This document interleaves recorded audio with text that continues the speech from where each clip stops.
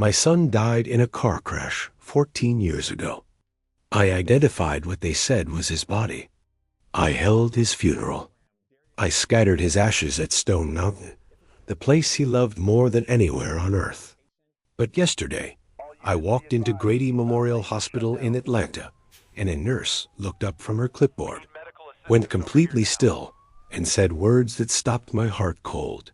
"Mr. Caldwell, Darius, is that really you?" I'm still shaking as I write this. My hands won't steady themselves. Before I go any further, tell me where you're watching from, and please subscribe. Because this story needs to reach every single person who's ever lost someone and told themselves there was no coming back from it. 14 years ago, my son died on I-75 during a winter storm. His name was Darius Elijah Caldwell. He was 22 years old, third-year mechanical engineering student at Georgia Tech. He had his mother, Renee's high cheekbones and her determined eyes that looked right through you and saw exactly what you were trying to hide. He was 6'1", built from years of playing basketball at every church, gym and city court from here to Macon. He was the kind of young man who shoveled elderly neighbors' driveways without being asked and never once mentioned it. The kind who called his grandmother every Sunday morning before she even finished her coffee.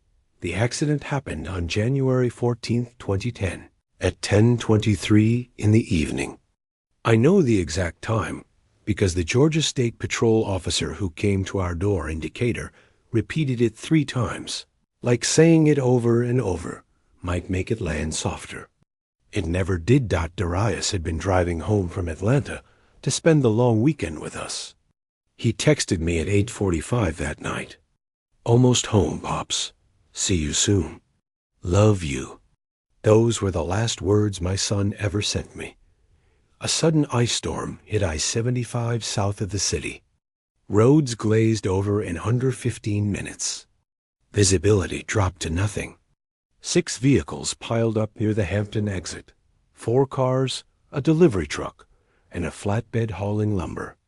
Investigators said there was no warning, no time to brake, no way to stop what was coming. Darius's car was caught between the delivery truck and another sedan. They told us he died on impact. They told us he didn't feel anything. I held on to that detail like a lifeline for 14 years. The belief that my boy didn't have time to be afraid. The Georgia State Patrol called us at 12:47 in the morning. I was awake in the kitchen, couldn't sleep, drinking coffee and watching an old game on mute. Renee had gone to bed 2 hours earlier. When the phone rang that late, something in my chest already knew. Every parent knows that particular cold.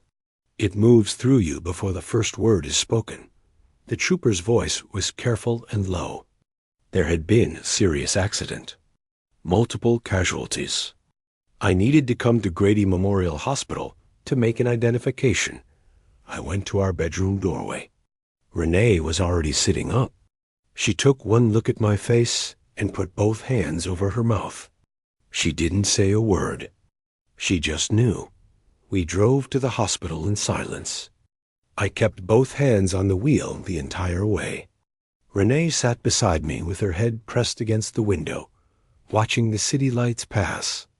She was so still. That stillness scared me more than crying would have. Renee was always the one who held things together. Even in the worst moment of her life, she was already steadying herself, already trying to carry what was coming. Women do that. They take the weight of the whole family before anyone else even sees it coming. At Grady, a victim services coordinator met us in a side room. White walls, fluorescent lights humming overhead. She prepared us gently, professionally. The injuries had been severe. Identification had been made through personal effects. A watch Darius always wore. My watch. I'd given it to him when he made the Georgia Tech intramural basketball championship at 19. On the back, engraved, to Darius. Go be great. Dad, 2007. They asked if we wanted to see him. Renee shook her head slowly, steadily. She pressed her palms flat on her thighs and breathed through her nose. She made the harder choice in that moment. She knew that image would haunt her, and she chose to protect her own mind. I didn't have that wisdom. I went in alone. What I saw didn't look like my son. The trauma was catastrophic. But the watch was there on his wrist, the crystal cracked but unmistakable. It had a small gouge on the case from when Darius had taken a hard foul at the baseline, smacked his wrist on the court, never stopped playing, never left the game. He was proud of that gouge. Said it meant something. The body wore Darius's Georgia Tech hoodie, his jeans, his sneakers. A detective showed me a wallet, Darius's student ID inside, his driver's license, a photo of the three of us at Stone Mountain from the previous summer. I said yes. I identified my son's body, and something in me turned off like a switch. We held the funeral on January 19th, 2010. Renee insisted on choosing everything herself. The flowers, the scripture, the songs. People tried to take things off her hands, tried to step in, tried to handle it for her. She refused every offer. She said, "He was my son. I'll say goodbye to him the way I see fit." I watched her stand at that podium and speak every single word of his eulogy without breaking once. She only cried after, in the car, alone, where she allowed herself that. More than 200 people came. His teammates, his professors, kids from the Boys and Girls Club he'd tutored on Thursday evenings. I stood at the front of that church and could not speak. Renee finished what I couldn't. We cremated him 3 days later. The ashes were lighter than anything should be. We kept the box on the mantel in our living room for 6 weeks, neither of us saying what we both thought every time we looked at it. In April, we drove to Stone Mountain. Darius had loved that place his whole life. The wide, flat rock at the summit, the way Atlanta spread out below, like something you could hold in your hands. He used to say standing up there made his problems feel the right size. We scattered his ashes in the wind. I watched them disappear into the Georgia sky and told myself it was done. Told myself I had buried my son. I was wrong about everything. Within 8 months, Renee and I fell apart. Grief is a thief. It doesn't just take the person you lost. It reaches back and takes everything else too. Renee blamed me for not insisting Darius stay in Atlanta that weekend. If I had told him the roads were icy, if I had said wait until morning, he would have waited. He always listened to me about driving.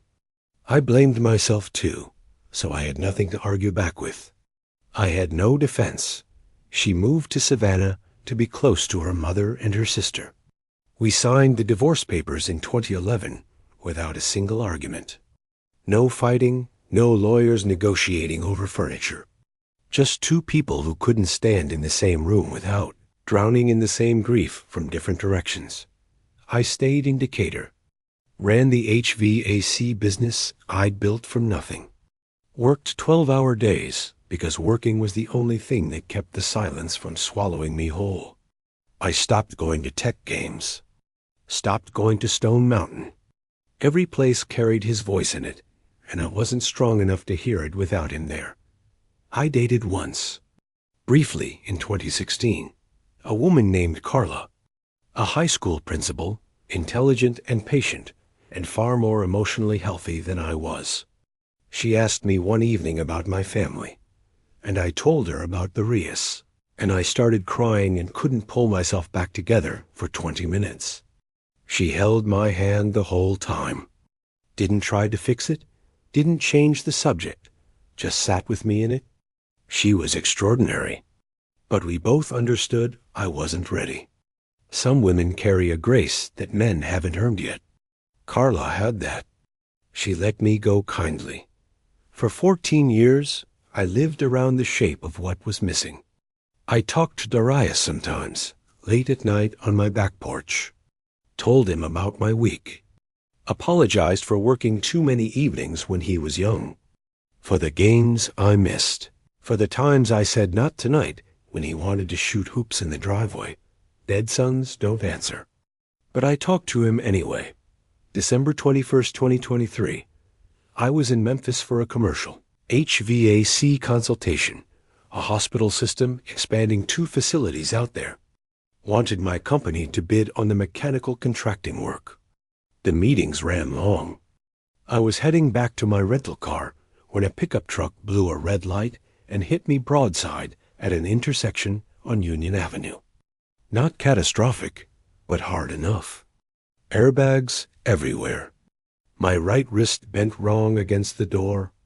The paramedics said possible fracture, maybe ligament damage. The ambulance took me to Regional 1 Health. It was around 5 in the afternoon, the week before Christmas. The ER was controlled chaos, the way holiday emergency departments always are. Triage nurse processed me. A woman in her late 30s, natural hair, quick, precise hands. She was checking my blood pressure when she suddenly stopped moving. Her eyes had gone to my chart, then to my face, then back to my chart. "I'm sorry," she said slowly. "This is going to sound completely out of nowhere, but do you have family in Memphis?" "No," I said. "I'm from Atlanta. I'm just here for work." She looked at my intake form again. Marcus Caldwell, Atlanta, Georgia. She had gone the color of ash. "Are you all right?" I asked. She stood up from her stool. "I need a minute. There's someone. I'll be right back. Don't go anywhere." She was gone before I could ask another question. I sat there with my wrist throbbing, wondering if I was more concussed than they'd thought. The curtain pulled back.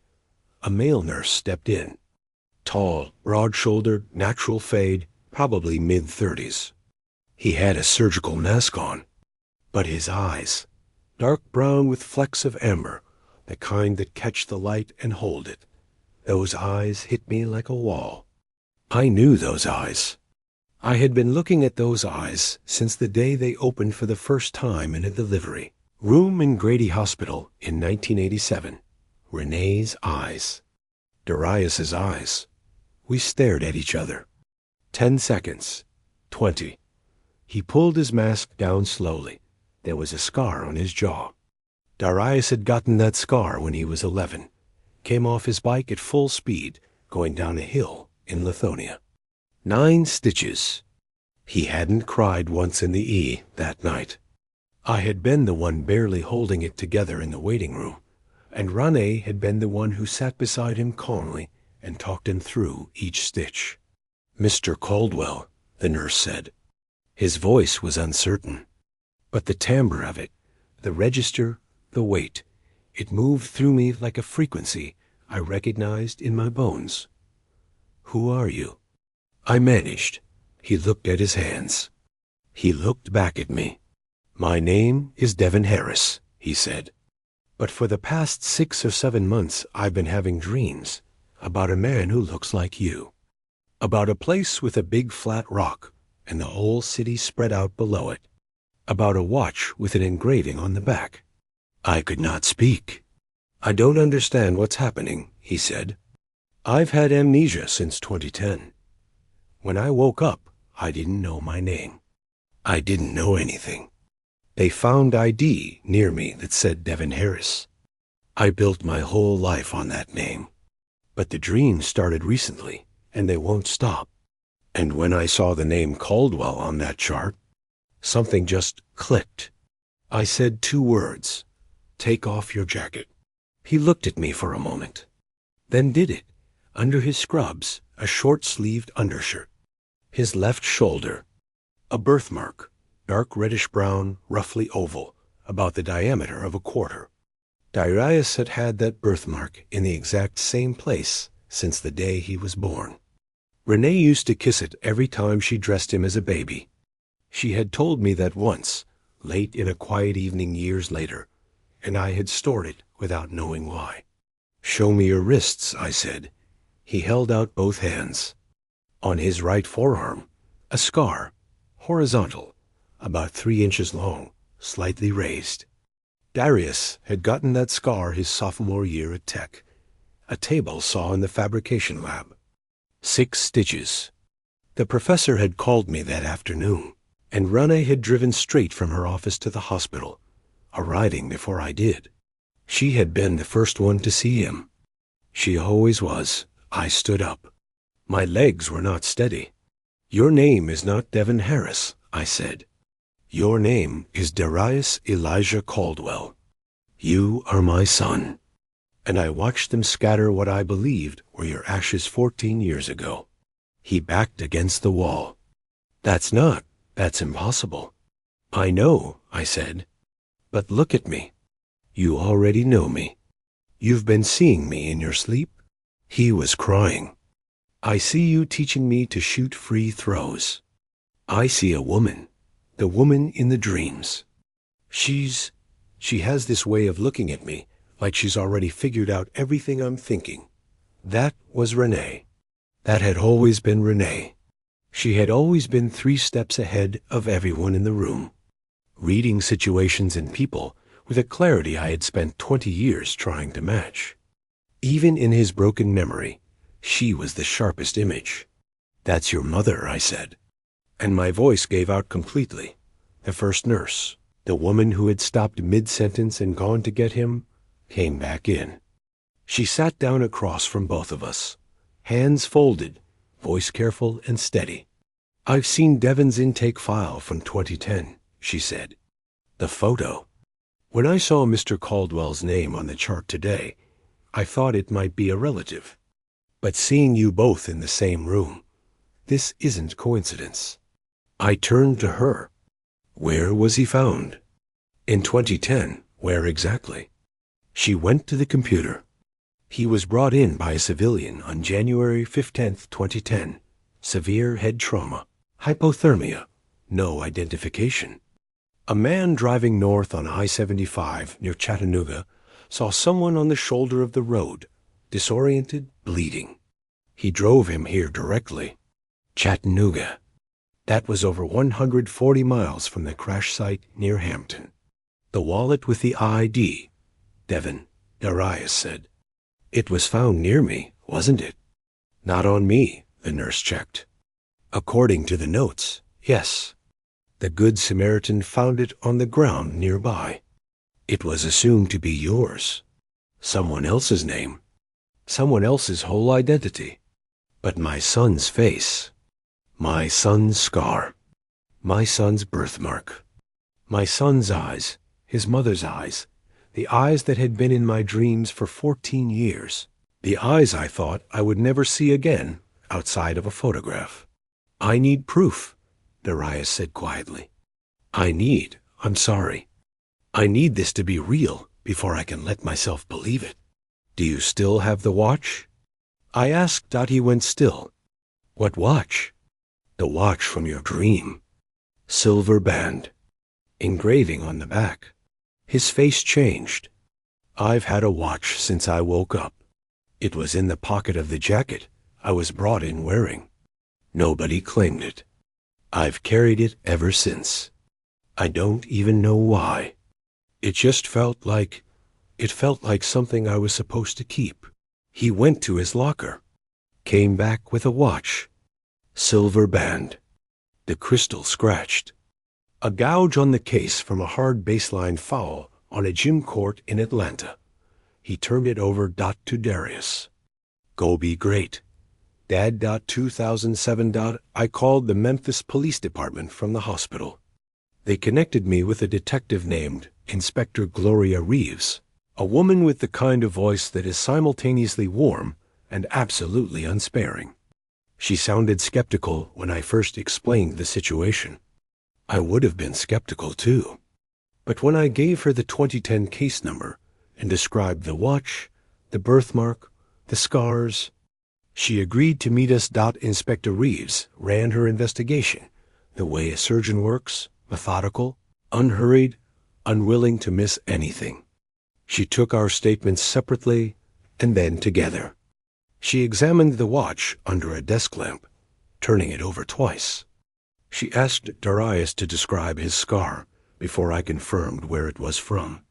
She compared photographs I had on my phone of Darius at various ages to the man sitting across the table from her. The resemblance, she said finally, setting my phone face down on the table, is not something I can explain away. But we will need DNA to confirm identity from you, from him, and ideally from his mother as well. Mr. Harris, are you willing? Yes, Darius said immediately. He didn't hesitate. I need to know who I am. I called Renee that same night. First time I'd called her in over 2 years. She answered on the 5th ring, voice cautious. When I told her what had happened, she went completely silent. Long enough that I said her name twice to make sure the call was still connected. James, she said finally. She always called me James when something was serious. Don't do this to me. I'm not doing anything to you.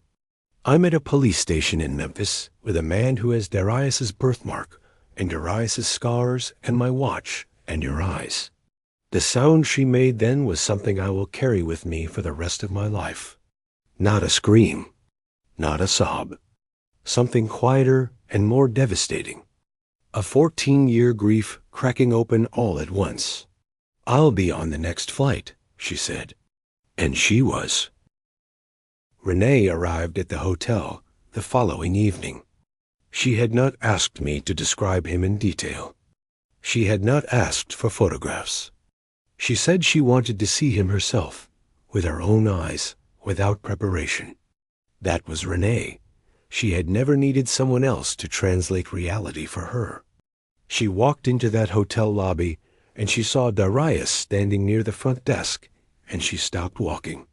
She stood completely still for 3 full seconds. Then she sat down on the floor. Right there, in the middle of the lobby. She sat down on the carpet like her legs had, simply decided the job was done, got Darius, crossed the room and crouched in front of her. He didn't know her, not consciously, not yet, but he took her hands. And she looked at his face and said, barely above a whisper, I knew. I always knew something was wrong. I told everyone it didn't feel right, and nobody listened to me. For 14 years I knew. She had said that. Not loudly, not dramatically, but she had said it twice in the months after the funeral. Something doesn't feel right. James, a mother's knowing. The kind of deep interior certainty that doesn't need evidence because it comes from somewhere more fundamental than evidence. I had told her it was grief. I had told her it was her mind protecting itself. I had been wrong, and she had been right, and she had been carrying that for over a decade. The DNA results came back on December 27th. Inspector Reeves called us to her office. All 3 of us, together in a conference room for the first time since a hotel lobby floor. The results are conclusive, she said. Devin Harris is biologically Darius Elijah Caldwell. The DNA match with both parents is 99.99%. There is no ambiguity. Renee didn't cry this time. She exhaled long and slow, like she'd been holding that breath for 14 years. Darius put his head in his hands. I stared at the wall. The body we identified, I said. Whose was it? That, Inspector Reeves said, is what I've spent the last 4 days trying to answer. The investigation took 3 weeks to complete. What they found was a system that had failed everyone involved, and one man who had slipped through every gap without anyone catching him. The body we had identified in January 2010 was a 23-year-old man named Devin Harris Sr., no relation to the name our son had been given. A coincidence that compounded the confusion. Devin Sr. had been traveling through Atlanta and had been caught in the same pileup near the Hampton exit. He died on impact. In the chaos of the storm and the wreckage, with vehicles crushed together and debris spread across 4 lanes of highway, his wallet had ended up near Darius's car. His jacket, similar in style to Darius's tech hoodie, had been found partially under the wreckage of Darius's vehicle. The watch was the detail that had sealed it, found near Devon's body, assumed to belong to him. The initial identification had been made on circumstantial physical evidence and a preliminary visual assessment. A medical examiner had ordered dental records to confirm. There had been a filing error, a catastrophic administrative mistake, and the wrong records were used for comparison. Devon Harris Sr. and Darius were similar in build, similar in age, and in the condition the bodies were in. Certainty was nearly impossible. No one caught it. Not one person in the entire chain caught it. Darius had been thrown from his car on impact and landed in a drainage ditch 40 yards off the highway. Severely injured, hypothermic, no ID on his person, everything lost in the crash. He had crawled to the road shoulder in the storm. A man named Robert Higgins, driving north toward Chattanooga, had seen him in his headlights and stopped. Robert had driven him straight to Regional 1, thinking he was a separate accident victim. A wallet he'd found near where he'd pulled over, Devon Harris. Senior's wallet he'd handed to admissions, assuming it belonged to the young man he'd carried in. And so, Darius became Devon. And we buried Devon thinking we were burying our son. And Devon's family, his mother and 2 sisters, spent 14 years wondering what had happened to him, never receiving closure, never understanding why no one had come home. Inspector Reeves tracked down Devon's sister, a woman named Tamara Harris, living in Birmingham. When she told her the truth, Tamara sat down and cried for 20 minutes straight. Her mother had died in 2020, never knowing. But Tamara was alive. She knew now. She could finally grieve properly. She could finally say goodbye to her brother. "I'm so sorry," Darius told her when they met in a coffee shop in Birmingham 3 weeks later. "I'm so sorry I had your brother's name. I'm sorry you couldn't find him." Tamara took his hands across the table, the way Renee had taken his hands in that hotel lobby. "It's not your fault," she said. "The system failed everyone. But you survived. You built a good life. Devon would have wanted that for whoever made it out that night." We held a memorial for Devon Harris Sr. in February 2024, 14 years late. Tamara was there. Renee helped organize it. Because that is who Renee is. She takes the weight. Other people don't know how to carry, and she carries it, without asking for recognition. As for Darius, he is learning to hold 2 lives at once. He has a wife named Angela, who met the news of his true identity with a kind of steadiness that only certain women possess. She sat with it for 2 days. Then she said, "You are the man I fell in love with. Whatever name you were given doesn't change who you are. We'll figure the rest out together." He has 2 daughters, 7 and 9, who have started calling Renee Grandma Renee, and who have decided she is their favorite person in the room at any given moment. They're right. He comes to Atlanta now regularly. He and Renee sit at her kitchen table in Savannah, and she tells him stories about who he was before the accident took his memory. She shows him photographs. She tells him about the morning he was born. She is giving him back his history piece by piece, patiently, without rushing him. Because she has always understood that real healing doesn't follow anyone else's schedule. Last month, on the anniversary of the accident, Renee and I and Diana and Angela and the girls drove to Stone Mountain. We stood at the summit in the January cold, the whole city below us. And we said goodbye to Devon Harris Sr., the man we had mourned thinking he was our son. Darius looked out over Atlanta for a long time without speaking. "I remember this," he finally said, "standing up here with you. You told me you could see all the way to where you grew up from here." "You can't," I said. "It was a lie to impress you." He laughed. It was Darius's laugh, the one I'd heard 10,000 times and thought I would never hear again. Ren Eatute E reached over and took my hand. just for a moment. Then she let go and walked to the edge with her grandson and her granddaughters, pointing at the city below, telling them something that made them laugh. She was already 3 steps ahead of everyone. She always has been. I lost my son 14 years ago. I identified a body that wasn't his. I mourned a man I had never met. I scattered ashes and closed a chapter of my life that should never have been closed. But today, I am standing on a flat rock with my son beside me, his daughters chasing each other in circles, his mother laughing in the January wind. Some stories don't end cleanly. Some grief never fully leaves the body. But sometimes, rarely, impossibly, without any reason or warning, you get something back you had no right to expect. Not the same as it was. Changed, complicated, heavier and lighter at once. He's alive. Darius is alive. If you love someone, tell them today. Call them. Say the words. Don't negotiate with time the way I did. Don't assume tomorrow is guaranteed, because it felt guaranteed yesterday. I know what it is to lose a son forever.